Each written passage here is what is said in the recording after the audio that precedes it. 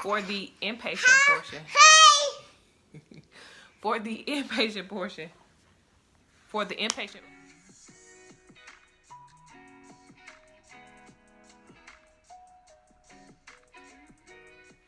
What's up, Dream Team? So, I recently did a poll on my Instagram where I asked people what they thought the best and worst clinical rotation in third year were for parents, specifically single parents, considering everything, schedule, hours, COVID, all that stuff. So I will show a picture of what the results were, and then I'll jump into the video to tell you about what my personal opinion of that poll question is. And for anyone new to my channel, I'm Shan. This is Dream with Shan. My channel shows you how I navigate through medical school while being a mom, nonprofit organizer, and doing a little bit of everything up under the sun. I share with you my experiences while being on clinical rotations. I also share experiences from pre-med years, post-med years, and just to try to give you insight on different ways to get to a common goal. If they interest you, then make sure that you smash the subscribe button, like this video, and also share it so that other people can see it as well. So, back to my poll question. My school offers 6 rotations for third year medical school.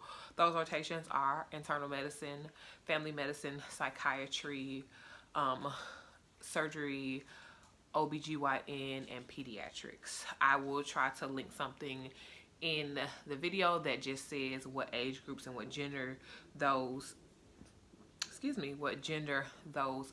rotations specialize in, just to give you an idea if you've never heard of them, what the day-to-day will be like. So as you can see from this poll results here, that most people thought the best rotation for a parent, specifically a single parent in medical school, going through these 6 rotations were mainly peds and family medicine. And there were a few people that said psychiatry. So here is what I think based on my experience with my medical school, being COVID, being a parent of a teenager and a toddler. My experience, my personal experience, only speaking for myself, the best rotation was psychiatry. And when I say psychiatry, I don't mean because it's an easier specialty, it was less demanding. The fact of the matter is, from my rotation, because it was COVID, we only reported in 3 to 4 days a week. And I'm trying to really remember, was it 3 to 4 days? I think it might have been only 3 days, but I know the max was 4 days. And of those days, one day was actually a virtual at-home day.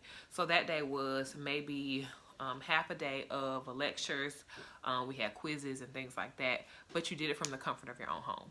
And for me, the reason why this rotation was the best rotation for a parent is because depending on the age of your child, you may have to take off time if they're sick. You know, the little ones under a certain age always are getting runny noses, always are catching some bug from the nursery or from anybody else. And that requires you to take off time in order to either take them to the doctor or to just see about them so they can get better.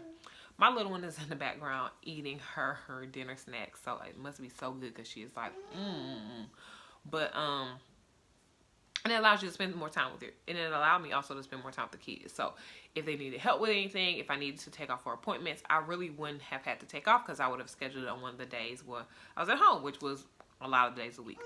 Also, as far as the rotation is concerned, it gave me so much time to actually study and to, you know, make sure that I was learning everything I needed to learn, reviewing things. And I think that for that particular rotation, that was my best shelf exam score, because I think I had more time, and also I was less stressed on that rotation.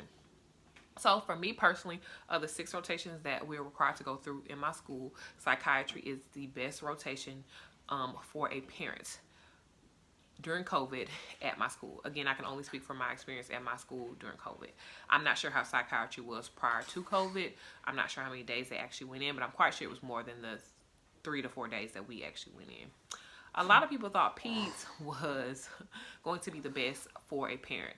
And I'm not sure why they thought that. Maybe they thought because you're interacting with kids, your parents. But as far as the schedule is concerned, peds has an outpatient portion and a inpatient portion. Hold on. Okay, back. So peds has an inpatient portion and an outpatient portion. For the outpatient portion, you're working whatever hours the particular clinic site you're working at. So for me, luckily, like we may have gotten out early on Friday. It's like 4 o'clock. Got there 8 o'clock, 4 o'clock, or 9 o'clock, 4 o'clock, depending on if they had reduced hours due to COVID. However, with the inpatient hours, those hours are typical hospital hours. Yes. You done? You done? You ate all the food? Okay. So, for the inpatient portion,